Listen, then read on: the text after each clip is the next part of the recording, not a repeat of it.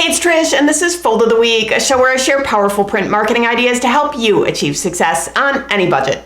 This week, I thought you'd enjoy a tour through a series of Tulip Fold variations. This creative specialty format has almost no boundaries, and we're going to push them all. I've got 5 examples to show you, so let's take a closer look.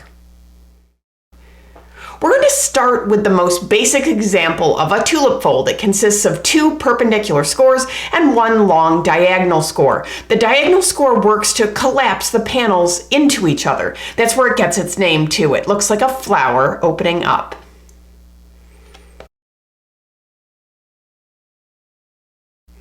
Now let's take the previous design and expand on it. Think of this like a chain of tulip folds. This is called a stacked tulip, and it's more complex and visually dramatic than the basic tulip for sure. This format is turned 90 degrees and has 3 overlapping tulip sections that collapse down to a square. These can get unwieldy if they're too long or if the paper's too light. Next, let's look at a tulip fold with a split cover. You can see here that the experience is completely different. I like how this is just a series of scores on a long rectangular sheet. This version, I think, is as stylish as the stacked tulip without the die cut. It also has less real estate than the stacked tulip, which can be a positive or a negative depending upon how much content you have to work with.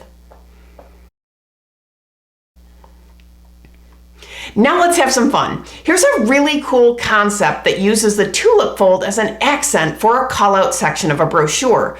Who would have thought you could do this, but you can. What a neat way to provoke curiosity and call attention to your content.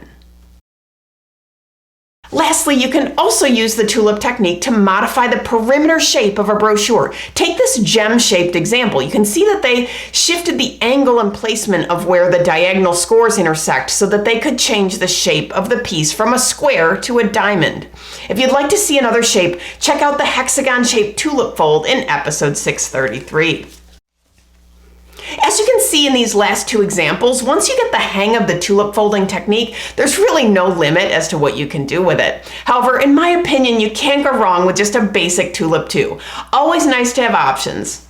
A very special thanks to the creators of the samples featured in this episode for sharing their solutions with us. If you've ever been inspired by something you've seen on the show, please consider folding it forward and sharing your work too. If you're looking for more ideas, downloads, and templates, visit foldfactory.com, and remember, think finishing at the beginning. I'll see you next week. Bye.